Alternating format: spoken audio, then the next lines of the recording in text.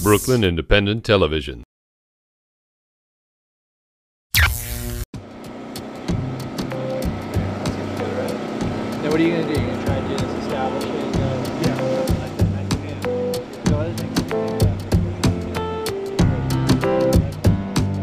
So when the storm hit and that whole week, we didn't have any students showing up. All the students were affected in some way. I got the sense that a lot of them wanted to talk about the storm, and the idea came up for us to actually go and do some filming.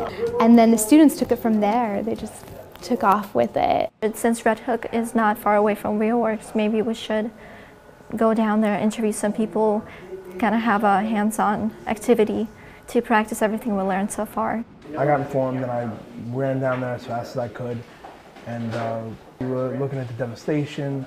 There was a lot of rubbish and residue and stuff on the ground. I live in a neighborhood that I was lucky, it was barely touched by the hurricane.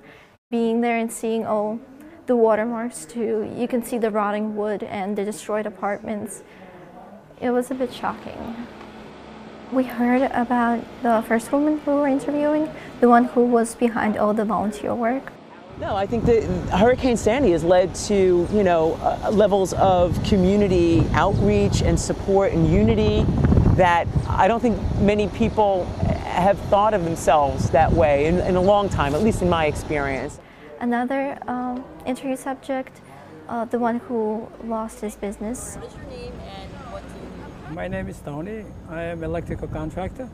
We just saw him in a pile of garbage that was left of his previous life, and we just decided to interview him.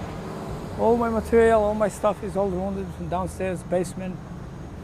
We just scanned the streets for possible interviewees.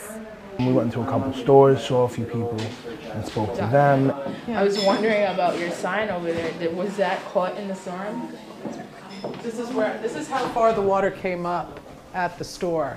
And this sign was, "Hey gorgeous," was probably already at this level. So the water inside the store on the first floor came up about 4 feet. And then random people, we would just be shooting and they'd start talking to us about what was going on. So I have a question for you guys. Is it easier to do the second interview with that guy that shared the first one? Chris O'Fault, our instructor, just spent the day today reviewing the footage. So he's a little off to the side, but we got all his junk back there, right? This picture tells a story, right? And we were analyzing our mistakes, and we learned what our strengths are. The instincts that I saw from the students down in Red Hook were right on. The new technical skills that I learned was like how to position the person that you're interviewing. Like don't have the camera towards the light. For me, I like to establish shots. I like to work the camera. I think definitely it was not only a good life lesson, it was also a good filmmaking practice.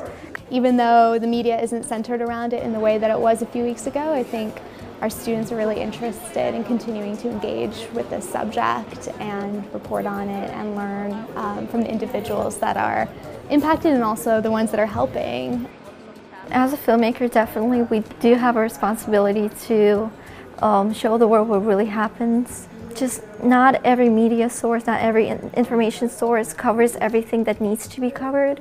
And I think the filmmakers can fill the gap. They can uncover something that some people choose to ignore. Oh, thank you guys. I think it's great you're doing it. Congratulations. Very professional. Cheers. Great. All right, turn that camera off. Become a fan on Facebook, like Brooklyn Independent Television.